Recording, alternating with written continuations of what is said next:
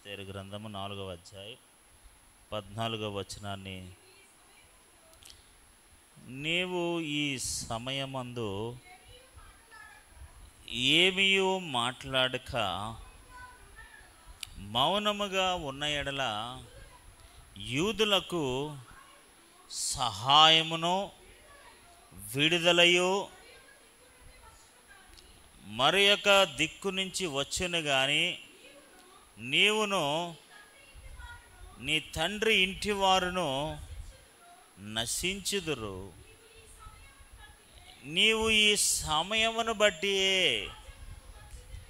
రాజ్యమునకు వచ్చితివేమో ఆలోచించుకొనుమని, ఆమేన్, హల్లెలూయా, ఆలోచించుకొనుమని చెప్పుమనెను.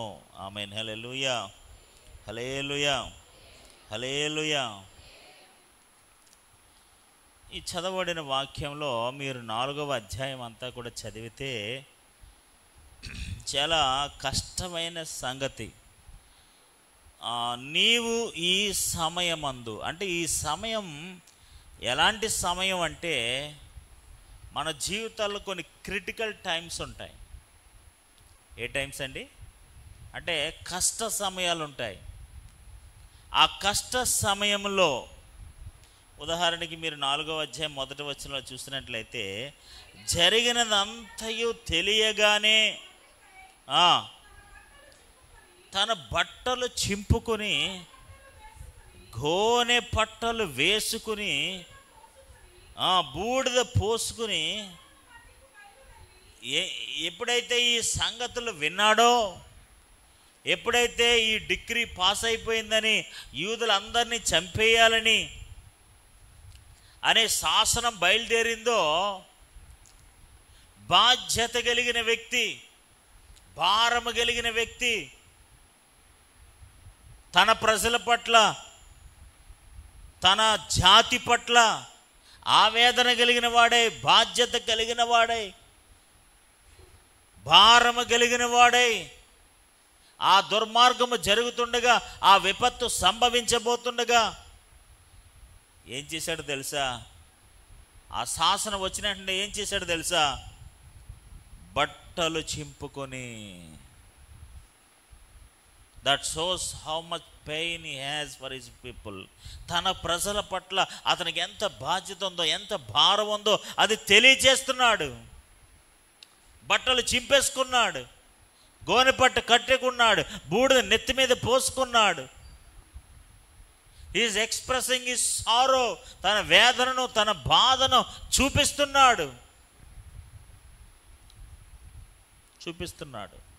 ఎందుకో తెలుసా? ఎందుకు చేయాలి అలా? ఎందుకు అలా చేయటం? అతనికి ఏం అవసరం? అతడు కూడా రాజ్యంలో ఉన్నాడు. ఎక్కడున్నాడండి? రాజ్యంలో ఉన్నాడు, సంస్థానాల్లో లేడు, ఎక్కడ సామాన్యమైన ప్రజల్లో ఉండే ఆ కోటలో లేడు. అతడు జాబ్ హోల్డర్. అతను రాజ్య సంబంధమైన ద్వారపాలకుడిగా ఉన్నాడు. తన కుమార్తె అయిన ఎస్తేరు చక్కగా రాణిగా ఉంది. వాళ్ళిద్దరికీ పెద్దగా ఇబ్బంది ఏమీ లేదు. కానీ దేవుని ప్రజలు నశించిపోతారు. హల్లెలూయా.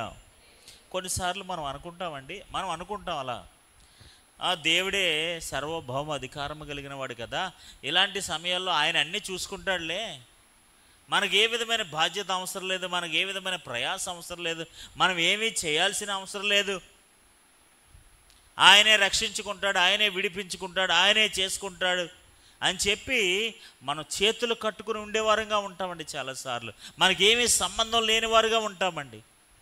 ఇప్పుడు విపత్తు ఎవరికి వచ్చింది? దేవుని ప్రజలందరికీ వచ్చింది. ఈయన ఒక్కడికే రాలేదు కదా, 120 సంస్థానంలో ఉన్న వారు అందరికీ వచ్చింది ఇది. ఈయన ఒక్కడికే రాలేదు. ఈయన ఒక్కడికే రాకపోయినా వాళ్ళందరి పక్షంగా ఇతడు ప్రయాసపడుతున్నాడు. హల్లెలూయా. వాళ్ళందరి పక్షంగా ఇతడు బాధ్యత తీసుకుంటున్నాడు. ఈ రోజున అలాంటి పరిస్థితుల్లో బాధ్యత తీసుకునే వారంగా మనం ఉండాలి. హల్లెలూయా, హల్లెలూయా. నాకెందుకు, నాకేం అవసరం, నాకేం కావాలి, ఎవరెలా నశించిపోతే నాకెందుకు, ఎవరెలా నశించిపోతే నాకెందుకు, ఎవరెలా పాడైపోతే నాకెందుకు, ఎవరెలా నాశనం అయిపోతే నాకెందుకు అనే భావంలో లేకుండగా తను వేసుకున్న వస్త్రాలు చింపేసుకున్నాడటండి. అన్నపానాలు మానేశాడటండి. గోనె పట్ట కట్టుకుని బూడిద వేసుకుని అక్కడికి లోపలికి వెళ్ళకూడదు కాబట్టి లోపలికి వెళ్ళలేదు. కానీ ఈజ్ ఎక్స్ప్రెసింగ్ హిస్ పెయిన్, తన బాధని కనపరుస్తున్నాడు, చూపిస్తున్నాడు. ఈ రోజున ఎవరికి ఉందండి బాధ? దేవునికి స్తోత్రం, hallelujah. Nobody has a pain. నశించిపోతున్న ఆత్మల కొరకు కానీ, పాడైపోతున్న వారికి కానీ, రక్షణ లేని వారి గురించి కానీ, రక్షణ లేని మన కుటుంబ సభ్యుల గురించి కానీ. హామాను ఎవరో తెలుసా? అపవాది లాంటి వాడు. హామాను ఎలాంటి వాడండి? అపవాది లాంటి వాడు.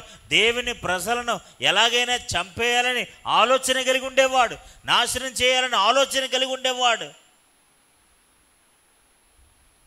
అలాంటి పరిస్థితుల మధ్యలో ఈరోజు కూడా క్రైస్తవ సంఘము ఉన్నది.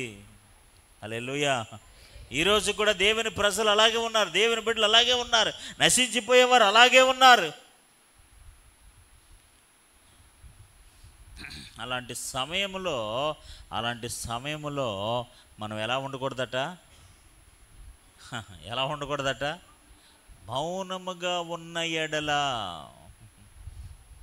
ఎలా ఉండకూడదు? మౌనంగా ఉండకూడదు. మొర్దుకాయ్ సైలెంట్గా ఉన్నాడండి? సైలెంట్గా లేడు, ఎక్స్ప్రెస్ చేశాడు. ఏం చేశాడు? బట్టలు చింపేసుకున్నాడు, గోనె పట్టు కట్టుకున్నాడు, బూడిద నెత్తి మీద వేసుకున్నాడు.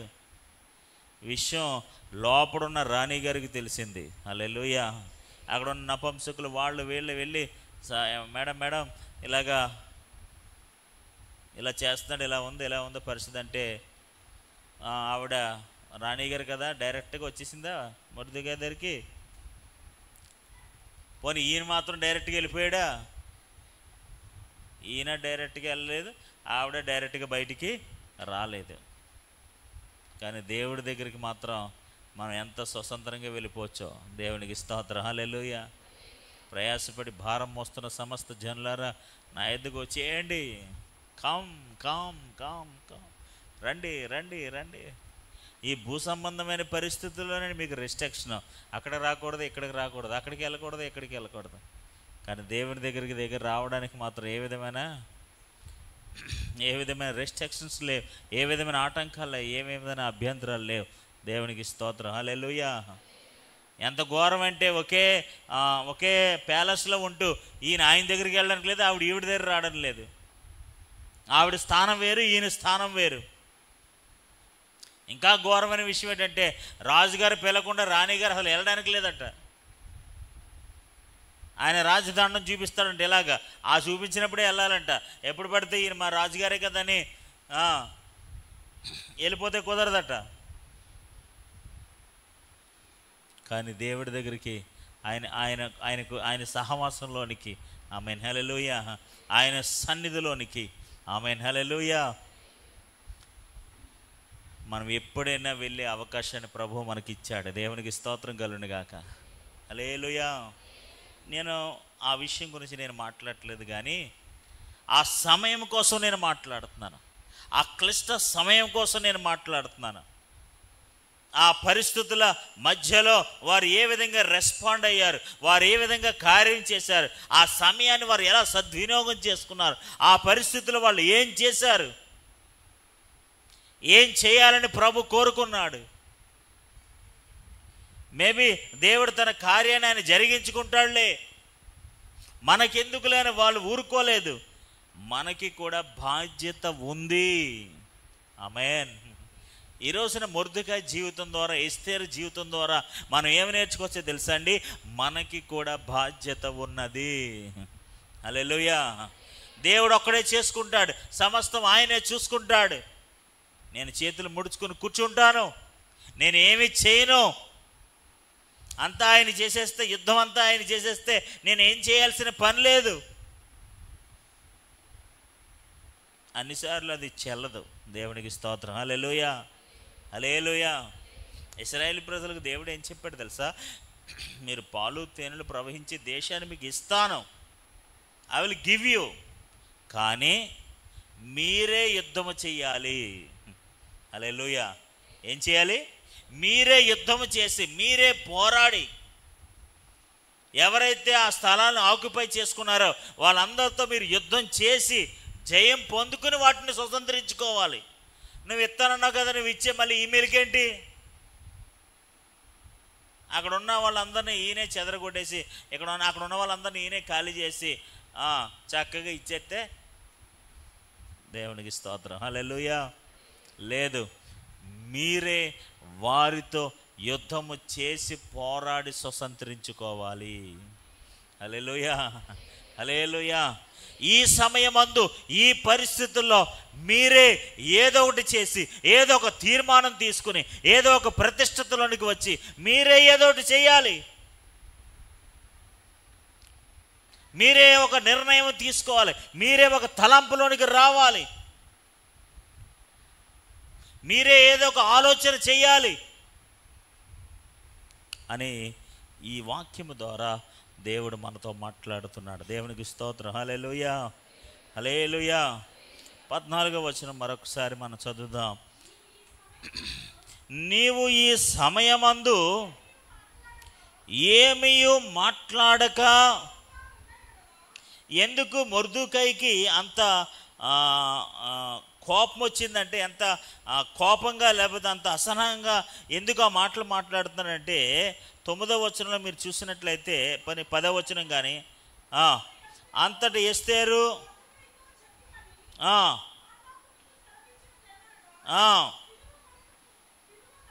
పిలువబడక పురుషుడే కానీ స్త్రీయే కానీ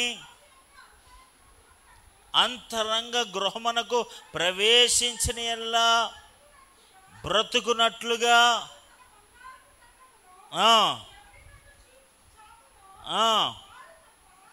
వారు తప్ప ప్రతివాడు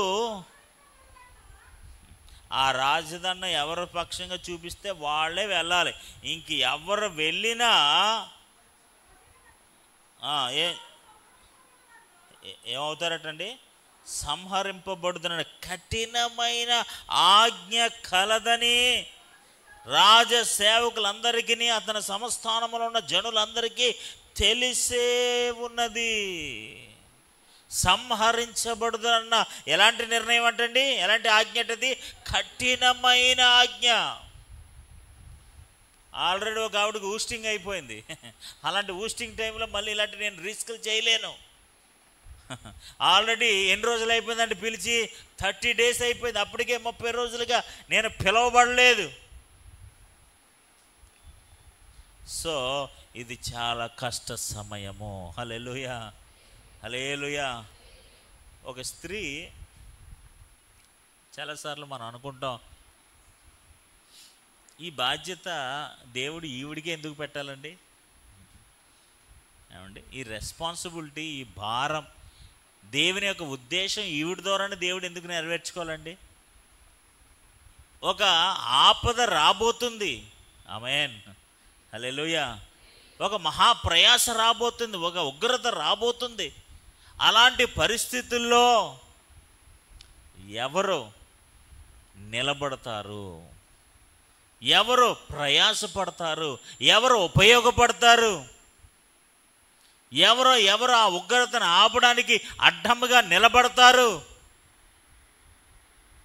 అని దేవుడు నిశ్చయించినప్పుడు, దేవుడు అనుకున్నప్పుడు ఆ స్థానం, ఆ బాధ్యతను ఎవరైతే పొందుకుంటారో వారు నిజంగా ధన్యులు. ఆమేన్, హల్లెలూయా. నిజంగా ఎస్తేరు ఒక సామాన్యమైన స్త్రీ అండి. మీరు గమనించినట్లయితే ఆవిడ ఏ విధమైన రాజ సంబంధమైన వంశపారంపర్యంగా ఆవిడ రాని అవ్వలేదు. రాజుగారి కూతురు, ఆ రాజుగారి కూతురు పలానా వాళ్ళ తాత రాజు కాదు, వాళ్ళ నాన్న రాజు కాదు, అవునా కదా? వాళ్ళదేమి రాజ్య సంబంధమైన కుటుంబం కాదు. They are very normal people. సామాన్యమైన స్త్రీ, సామాన్యమైన ఆలోచనలు కలిగిన స్త్రీ, మనవలే సామాన్యంగా బ్రతికిన ఒక normal women. But she is beautiful అంతే. ఒక అందమైన అమ్మాయి అంతే. దేవుడు ఆ స్థానంలో పెట్టాడు. హల్లెలూయా, హల్లెలూయా. దేవుడు ఆ యోగ్యతనిచ్చి నిలబెట్టాడు. దేవుడు ఆ కృపలో ఆ స్థానంలో ఆవిడని ఉంచాడు. ఎందుకో తెలుసా? ఒక బాధ్యత ఉన్నది. హల్లెలూయా. ఏముంది? ఒక బాధ్యత ఉంది. నువ్వు నిలబడాల్సిన బాధ్యత ఉంది. యూదులందరి పక్షంగా రాజుగారి దగ్గర నిలబడడానికి, రాజుగారికి ప్రత్యుత్తరము మాట్లాడడానికి, లేదా ఒక విన్నపం చేయడానికి, వాళ్ళందరి పక్షంగా నువ్వు నిలబడడానికి దేవుడు నీకు అవకాశం ఇచ్చాడు. హల్లెలూయా. ఇప్పుడు ఈ రోజుల్లో అలాగా మొత్తం యూదులందరూ కలిసి ధర్నా చేయడానికి ఏమి ఉండదు. నీకు అర్థమవుతుందా? మనకు ఇప్పుడు ధర్నా చేయొచ్చు, ర్యాలీ చేయొచ్చు, మనకు నష్టం వస్తే కష్టం వస్తే. ఆ రోజులు ఇలాంటివి ఏమి చెల్లవు. అంత కమ్యూనికేషన్ కూడా లేదు. అంత విధంగా చేసే కార్యక్రమాలు కూడా వీళ్ళందరూ అక్కడ బానిసలుగా బ్రతుకుతున్నారు. యూదులందరికీ ఏం పవర్స్ లేవు. దేవుని యొక్క మహాకృపను బట్టి వాళ్ళ ఆ సంస్థల వల్ల జీవిస్తున్నారు అంతే తప్ప వాళ్ళకి ఏ విధమైన పవర్స్ ఏమీ లేవండి. దేవుని యొక్క మహాకృపే వాళ్ళు ఇంకనూ ఆ దేశాల్లో అలా బ్రతకనిస్తుంది అంతే. దేవునికి స్తోత్రం. హల్లెలూయా, హల్లెలూయా. ఇక్కడ మనం నేర్చుకోవాల్సిన ఆధ్యాత్మిక పాఠం ఏంటో తెలుసా? ఈ సమయమందు నువ్వు నిశ్చయముగా మాట్లాడే సమయం ఇది, నువ్వు నిలబడే సమయం ఇది, ముఖ్యంగా ఉపవాసం ఉండే సమయం ఇది. హల్లెలూయా, హల్లెలూయా. నీ ప్రజల కోసం, నీ బిడ్డల కోసం, నీ జాతి కోసం, వారి రక్షణ కోసం, వారి విడుదల కోసం, వారికి సహాయం చేయడానికి నువ్వు మౌనంగా ఉంటే కుదరదు. నువ్వు మౌనంగా ఉంటే కుదరదు. హల్లెలూయా, హల్లెలూయా. నిశ్చయంగా నీవు వారి కొరకు నిలబడాలి. ఏం చేయాలి? నిలబడాలి. బాధ్యత తీసుకోవాలి. నేను చేస్తాను, నేను నిలబడతాను, నేను ఉంటాను, నేను రిస్క్ చేస్తాను. మౌనంగా ఉంటే సరిపోదు. చూడండి, మీరు తర్వాత వచనాల్లో చూసినట్లయితే, నీవు ఈ సమయమందు ఏమీ మాట్లాడక మౌనంగా ఉన్న ఎడల యూదులకు సహాయము విడుదలయు ఏంటండి? సహాయము విడుదల మరి యొక్క దిక్కు నుండి వచ్చును గాని నీవును నీ తండ్రి ఇంటి వారును నశించుదురు. ఆమేన్, హల్లెలూయా. వేరొక దిక్కు నుంచి దేవుడు ఎలాగైనా సరే తన సహాయాన్ని, తన కార్యాన్ని ఆయన జరిగించుకుంటాడు. కానీ నీవు నీ తండ్రి ఇంటి వారు ఏమవుతారు? నశించిపోతారు. They are going to destroy. వాళ్ళందరూ నశించిపోతారు. అలా నశించకుండా ఉండునట్లు, ఆమేన్, హల్లెలూయా, హల్లెలూయా అంటాడు, నీవు ఈ సమయమును బట్టియే రాజ్యమునకు వచ్చితివేమో ఆలోచించుకోమని చెప్పుమనెను. హల్లెలూయా. ఏ సమయాన్ని బట్టి? ఈ కష్ట సమయంలో, ఈ నాశనమయ్యే సమయంలో. ఆమేన్, హల్లెలూయా, హల్లెలూయా. ఈ సమయానికి నువ్వు ఇక్కడ ఉండాలనే దేవునికి నిర్ణయించి, ఆలోచించి, ఆయన ఉద్దేశించి, ప్రణాళిక రచించి నిన్ను ఈ స్థానానికి, ఈ పరిస్థితికి దేవుడు తీసుకొచ్చాడు. హల్లెలూయా. ఎంతమంది రాణీలు వస్తే నువ్వే ఎందుకు సెలెక్ట్ అయ్యావు? హల్లెలూయా. ఎంతమంది వచ్చిన తర్వాత నిన్నే రాజుగారు ఎందుకు సెలెక్ట్ చేశారు? నీ మీద ఎందుకు దయ పుట్టింది? కారణము, దేవుని ఉద్దేశము ఏదో ఉన్నది. హల్లెలూయా, హల్లెలూయా. ఇంతమందిలో దేవుడు నిన్నే ఎందుకు సెలెక్ట్ చేసుకున్నాడు? లేదా రాజుగారు ఎందుకు నిన్నే సెలెక్ట్ చేసుకున్నారు? అందరూ నీకే ఎందుకు ఓటేశారు? అందరి దయ నీ మీద ఎందుకు ఉంది? ఎందుకంటే దేవుని బలమైన ఉద్దేశము వెనకాల దాగి ఉన్నావు. హల్లెలూయా. ఒక సమయం ఉంది, ఆ సమయం కొరకే దేవుడిని అక్కడ సిద్ధపరిచి అక్కడ పెట్టాడు. ఒక కార్యక్రమం ఉంది, ఆ కార్యక్రమం చేయడానికే దేవుడిని ముందుగా సిద్ధపరిచి అక్కడ పెట్టాడు. ఈ రోజున మనందరం చేయాల్సిన పని ఉన్నది. హల్లెలూయా. మనందరం కూడా ఉపవాస ప్రార్థన చేయాల్సిన అవకాశం ఉన్నది, సమయం ఉన్నది. కాబట్టి అందుకనే దేవుడు మనకి ఈ సమయాన్ని ఇచ్చాడు. హల్లెలూయా, హల్లెలూయా, హల్లెలూయా. ఆయన ఉద్దేశంలో మనం అందరం కూడా ఉపవాసన ప్రార్థన చేయాలని, ఆయన సన్నిధిలో ఉండాలని, అనేకుల విడుదల కొరకు మనం బాధ్యతగా ప్రయాసపడాలని, బట్టలు చింపుకునే వారంగా ఉండాలని, బూడిద జల్లుకునే వారంగా ఉండాలని, గోనెపట్ట అనుభవంలోకి రావాలని దేవుడే మనల్ని ఆ పరిస్థితులు గుండా నడిపిస్తాడు. దేవునికి స్తోత్రం. హల్లెలూయా. కొన్నిసార్లు అండి దేవుడు మన రెస్పాన్స్ని చూస్తాడట. హౌ యు రెస్పాండ్, నువ్వు ఏ విధంగా స్పందిస్తావు, నేను ఏ విధంగా స్పందిస్తానని దేవుడు కొన్నిసార్లు మనకు పరీక్ష పెడతాడట. ఆ సమయాలు గుండా నడిపిస్తాడట, ఆ పరిస్థితులు గుండా నడిపిస్తాడట. నీ ఆలోచన విధానం ఎలా ఉంటుంది, నీ మాట తీరు ఎలా ఉంటుంది, నీ ప్రవక్తన ఎలా ఉంటుంది, నీ ఆలోచన విధానం ఎలా ఉంటుంది, ఎలాంటి నిర్ణయం తీసుకుంటావు, ఎలా నిలబడతావు అని చెప్పేసి దేవుడు కొన్నిసార్లు మనకి ఆ కష్ట సమయం గుండా, ఆ కఠిన సమయం గుండా మనల్ని నడిపిస్తాడట. ఇప్పుడు వారి లాయాలిటీకి ఒక పరీక్ష అన్నమాట, వారి నిజాయితీకి ఒక పరీక్ష. దేవుడు వారిని ఆశీర్వదించిన విధానాన్ని బట్టి దేవుడు వాళ్ళకు ఒక పరీక్ష పెట్టాడు. ఎప్పుడు ఎస్తేర్ ఆ పరీక్షలో విజయం సాధించింది. హల్లెలూయా. దేవుడు ఆలోచించుకో అనగానే, మీరు ఎన్ని ఆలోచించుకోమని, ఇక్కడ పరిస్థితులు వేరుగా ఉన్నాయి, మీరు అనుకున్నట్టు ఇక్కడ ఏం జరగదు, రాజుగారి దగ్గరికి వెళ్ళడం అంత సులువేం కాదు, ఇప్పుడు అర్జెంటుగా వెళ్ళిపోయి నా బాధలో సాధలో అన్నీ చెప్పుకోవడానికి నేను అంత త్వరగా ఆయన దగ్గరికి వెళ్ళలేను, మీరు బయట ఉండి నన్ను ప్రెజర్ పెట్టినా ఏం చేసినా నేను వెళ్ళి రాజుగారి దగ్గర నేను వెళ్ళి మరణాన్ని కొని తెచ్చుకోలేను. చాలా కఠినమైన ఆజ్ఞ ఉంది, సంహరించదరన్న కఠినమైన ఆజ్ఞ ఉంది. ఆ ఆజ్ఞకి నేను మరి వ్యతిరేకంగా నేను ఏం చేయలేను. అంతే కదా. కొన్నిసార్లు మనం ఏం చేస్తామండి, కొన్నిసార్లు నేను ఏం చేయనండి, నా చేతుల్లో ఉంటే నేను చేద్దునండి, మరి నా చేతుల్లో, అంతే కదా. మన జనరల్గా మనం చెప్పే మాట ఏంటండి, మీరు అన్నది కరెక్టే, మీరు అన్నది రైటే, నేనేం కాదంటలేదు, ఇప్పుడు నా ప్రజల పక్షంగా నేను నిలబడాలి, ఉపవాసం చేయాలి, ఏం చేయాలి, అన్నీ చేయాలి, నాకు అర్థమవుతుంది మీరు చెప్పేది, కానీ ఇప్పుడు నాకు టైం లేదండి, ఇప్పుడు నేను చాలా బాధ్యత కలిగి ఉన్నాను, చాలా పనులు ఉన్నాయి, అవి ఉన్నాయి, ఇవి ఉన్నాయి. దేవునికి స్తోత్రం. హల్లెలూయా, హల్లెలూయా. వారందరి కోసం నువ్వు ఉపవాస ప్రార్థన చేస్తావనే దేవునికి సమయం ఇచ్చాడు. దేవునికి స్తోత్రం. హల్లెలూయా. ఈ సమయం ఏ సమయం తెలుసా, నువ్వు ఉపవాసం ఉండి దేవుని సన్నిధిలో ప్రార్థన చేసే సమయమో. హల్లెలూయా, హల్లెలూయా. ఒకవేళ నువ్వు రానివై ఉండొచ్చు, నువ్వు ఎంత ధన్యకరమైన పరిస్థితుల్లోనూ ఉండొచ్చు, చాలా ఉన్నతమైన బాధ్యతలు మీరు కలిగి ఉండొచ్చు, కానీ ఎస్తేరు ఎలాంటి మంచి నిర్ణయం తీసుకుందో తెలుసా. మీరు తర్వాత వచనాల్లో చదివితే, అప్పుడు ఎస్తేరు 15వ వచనంలో, నీవు పోయి కనబడిన యూదులందరినీ సమాజ మందిరమునకు సమకూర్చి నా నిమిత్తము ఉపవాసం ఉండి 3 దినములు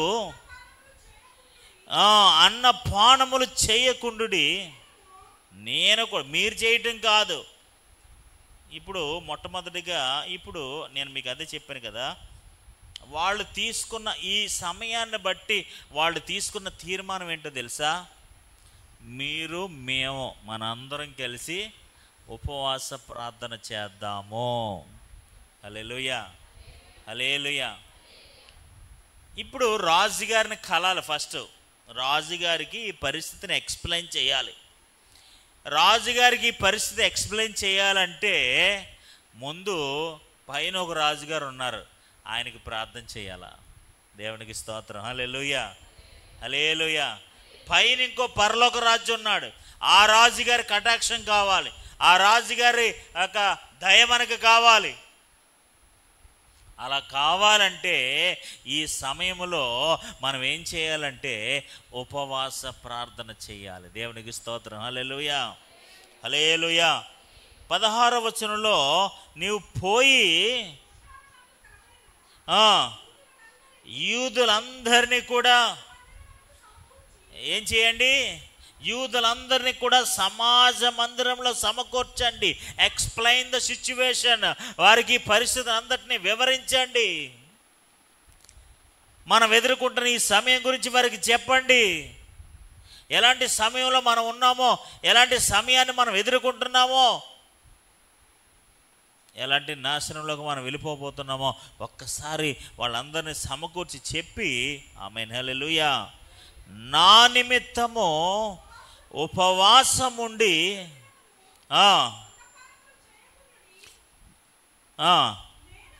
నేనును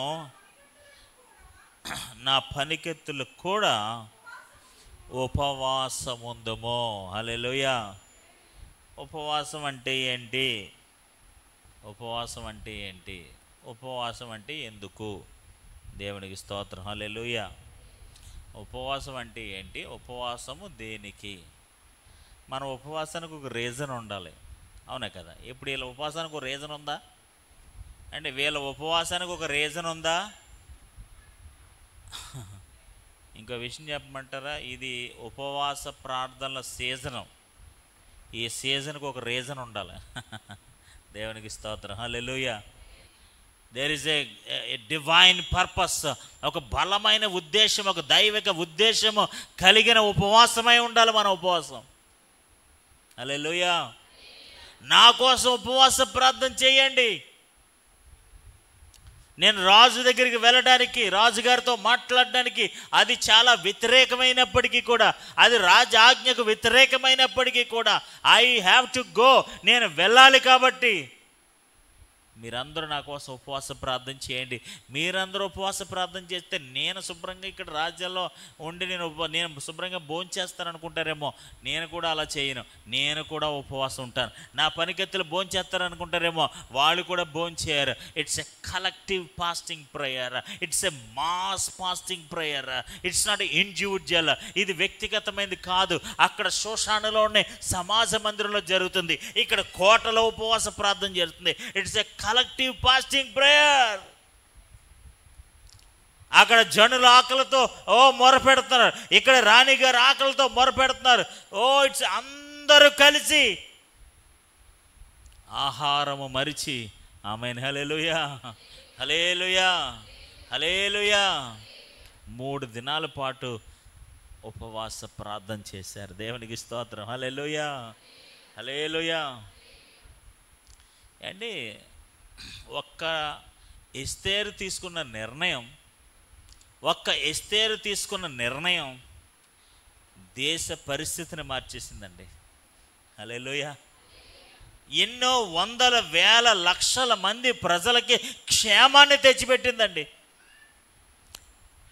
యోధా జాతికే క్షేమం వచ్చేసిందండి, రక్షణ వచ్చేసిందండి. ఈరోజు నీ ఉపవాస ప్రార్థన కనీసం నీ కుటుంబానికి ఆశీర్వాదకరంగా ఉండాలి. హల్లెలూయా. నేను ఉపవాసం ఉండి ప్రార్థన చేసుకుంటాను 3 దినాలు అనే నీ నిర్ణయం, నీ సిద్ధపాటు, నీ తీర్మానం, నా తీర్మానం, ఇవన్నీ కూడా మన సంఘానికి, మన కుటుంబాలకి ఎంతో ఆశీర్వాదకరంగా ఉండాలి. హల్లెలూయా, హల్లెలూయా. ఎందుకు ఉపవాసం ఉంటారో తెలీదు. ఉపవాసం ఉండొద్దని నేను అంటలేదు. నేను నీ ఉపవాసానికి ఒక రీజన్ ఉండాలంటున్నాను. హల్లెలూయా. మీ ఉపవాస ప్రార్థనకి, మీ తీర్మానానికి, మీ ప్రతిష్టతకి ఒక ఉద్దేశం దాగి ఉండాలి. అయ్యా, ఎన్నో సంవత్సరాలుగా నా కుటుంబ రక్షణ కొరకు ప్రార్థన చేస్తున్నాను. ఈ ఉపవాస కూడికల్లో వారికి రక్షణ కలగాలని నేను ఉపవాసం ఉంటాను. ఎన్నో సంవత్సరాలుగా నా కుటుంబ యజమానుడు మందిరానికి రావాలని ఆశ ఉంది. నా బిడ్డలు దీవించబడాలని ఆశ ఉంది. ఎందుకంటే దినములు చెడ్డవి. హల్లెలూయా, హల్లెలూయా. దినములు చెడ్డవి. ఇవి నశించిపోయే దినాలు. ఇది నాశనం అయిపోయే దినాలు. దారుణాలు జరిగే దినాలు, అన్యాయాలు జరిగే దినాలు, అక్రమాలు జరిగే దినాలు. ఈ భయంకరమైన దినాలలో ఈ ఉపవాస ప్రార్థనే వారికి సంరక్షణగా ఉండాలి. హల్లెలూయా, హల్లెలూయా, హల్లెలూయా. వీళ్ళందరూ కలిసి ఒక తీర్మానం తీసుకున్నారు. రాణిగారు ఒక తీర్మానం తీసుకున్నారు. ఏంటో తెలుసా తీర్మానమో? ఉపవాసం ఉండి ప్రార్థన చేసుకోవాలి. హల్లెలూయా. ఆయన సీరియస్గా వార్నింగ్ ఇచ్చారు. ఈ దినాన నువ్వు మౌనంగా ఉంటే కుదరదు. ఏదో ఒక చోట నుంచి ఏదో విధంగా సహాయం వస్తుంది, కానీ ఈ సమయాన్ని బట్టి నువ్వు అక్కడ ఉన్నావని నువ్వు ఆలోచించాలి, నువ్వు యోచించాలి, నువ్వు వివేచించాలన్నప్పుడు ఎస్తేర్ గారు ఒక మంచి నిర్ణయం తీసుకున్నారు. ఏంటో తెలుసా? మీరు అక్కడ ఉపవాస ప్రార్థన చేయండి, నేను కూడా ఇక్కడ ఉపవాస ప్రార్థన చేస్తాను. హల్లెలూయా, హల్లెలూయా. ఈ రోజున మనం అందరం కూడా దేవుని ఉద్దేశములు నెరవేర్చట కొరకు, మనుషులందరి సంరక్షణ కొరకు మనం నిశ్చయముగా ఉపవాస ప్రార్థన చేయుదుముగాక. హల్లెలూయా. ఈరోజు చాలాసార్లు మన ఆధ్యాత్మిక జీవితాల్లో కొన్ని విషయాలు మనం వదిలేసాం, కొన్ని విషయాలు మనం పట్టించుకోవట్లేదు, కొన్ని విషయాల పట్ల మనకు ఆసక్తి లేదు, కొన్ని విషయాల పట్ల మనకి శ్రద్ధ లేదు. ముఖ్యంగా ఉపవాస విషయంలో కూడా చాలా శ్రద్ధ లేదు. మీ మనస్సాక్షిని ఒకసారి పరిశీలన చేసుకోండి. ఎన్ని రోజులైంది మీరు ఉపవాసం ఉండి? ఎన్ని వారాలైంది, ఎన్ని నెలలైంది, ఎన్ని సంవత్సరాలైంది మీరు ఉపవాసం ఉండి? అసలు ఉపవాస ప్రార్థన అంటే ఏంటి, ఎలా ఉంటుంది, దాని అనుభవం ఏంటి, దాని ప్రతిఫలం ఏంటి? ఎప్పుడైనా మన జీవితంలో చూసామా? ఎప్పుడైనా ఆ అనుభవం మనకు ఉందా? మనకు అన్ని అనుభవాలు కావాలి కదా. ఈరోజు నేను మంచి మాంసం కూర తిన్నానండి, వీ హ్యావ్ ఎక్స్పీరియన్స్. ఈరోజు మంచి మటన్ బిర్యానీ తిన్నాను, అదొక ఎక్స్పీరియన్స్. నేను మంచి చేపల కూర తిన్నానండి. ఒక్కొక్కరికి ఒక ఎక్స్పీరియన్స్ అనుభవం అన్నమాట. నేను అంటాను, 3 దినాలు కూడా ఆహారం లేకుండా దేవుని సన్నిధిలో ఉంటే అదేం ఎక్స్పీరియన్స్. దేవునికి స్తోత్రం. హల్లెలూయా. అలాంటి అనుభవం, అలాంటి కృప, అలాంటి భాగ్యం దేవునికి స్తోత్రం. హల్లెలూయా.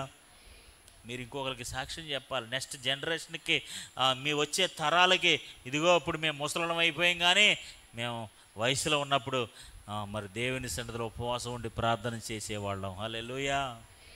మీరు నెక్స్ట్ జనరేషన్కి అని, ఇప్పుడు ఎస్తేరు ఉపవాసం ఉంది కాబట్టే, ఇప్పుడు మొన్న ఎప్పుడు అడిగాను కదా మిమ్మల్ని, ఆవిడకి ఎవరు చెప్పారు ఉపవాసం ఉండమని? ఎవరు చెప్పలేదు. ఆవిడ ముందున్న ప్రజలు ఉపవాస ప్రార్థన చేశారు వారి పరిస్థితులు ఉన్నప్పుడు. ఒక చరిత్ర, there is a history behind. దాని వెనకాల ఒక చరిత్ర ఉంది. ఏ చరిత్ర ఉంది? అనేక మంది భక్తులు, రాజులు, గొప్పవాళ్ళైన వారు వారి ఆపద సమయంలో దేవుని సన్నిధిలో ఉపవాసం ఉన్నారు. అవన్నీ వాళ్ళు విన్నారు, వాళ్ళందరూ చూశారు. ఓహో, ఇలాంటి పరిస్థితుల్లో ఉపవాసం ఉండాలా, ఇలాంటి పరిస్థితులు ఇలా ఉండాలా.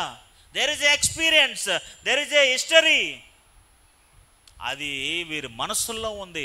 ఓహో, ఈ సిచ్యువేషన్కి, ఈ సమయానికి మన రైట్ డిసిషన్ ఏంటంటే, మన సరైన నిర్ణయం ఏంటంటే ఉపవాస ప్రార్థన చేయటమే. హల్లెలూయా, హల్లెలూయా. ఈ రోజున మనందరం కూడా ఈ 3 దినాల ఉపవాస కూడికల్లో దేవుడు ఆ భాగ్యాన్ని మనకి ఇచ్చునుగాక. హల్లెలూయా. ప్రభువా, నేను ఉండాలి. నేను 2 విషయాలు మీ దగ్గర నుంచి నేను కోరుకుంటున్నాను. ఒకటి, మీరు ఉండాలి. 2 ఉపవాసం ఉండాలి. హల్లెలూయా.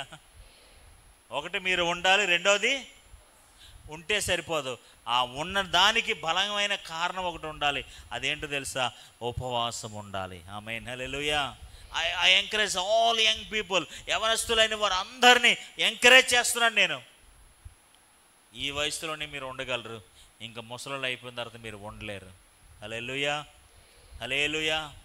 నేను అంటాను, ఇప్పటి మీ ఉపవాస ప్రార్థనలే భవిష్యత్తులో మీకు ఆశీర్వాదాలుగా మారుతాయి. హల్లెలూయా, హల్లెలూయా, హల్లెలూయా. ఈ 3 దినాలు ఆకలి దప్పిలు కలిగి ఆకలితో అలా అలమటిస్తేనే రానున్న దినాల్లో గొప్ప సమృద్ధిని, గొప్ప ఆశీర్వాదాన్ని మనం చూడగలుగుతాం. హల్లెలూయా. కాబట్టి ఈ 3 దినాల ఉపవాస కూడికలు మనందరం కూడా ఏం చేసుకోవాలి తెలుసా? సద్వినియోగం చేసుకోవాలి. హల్లెలూయా.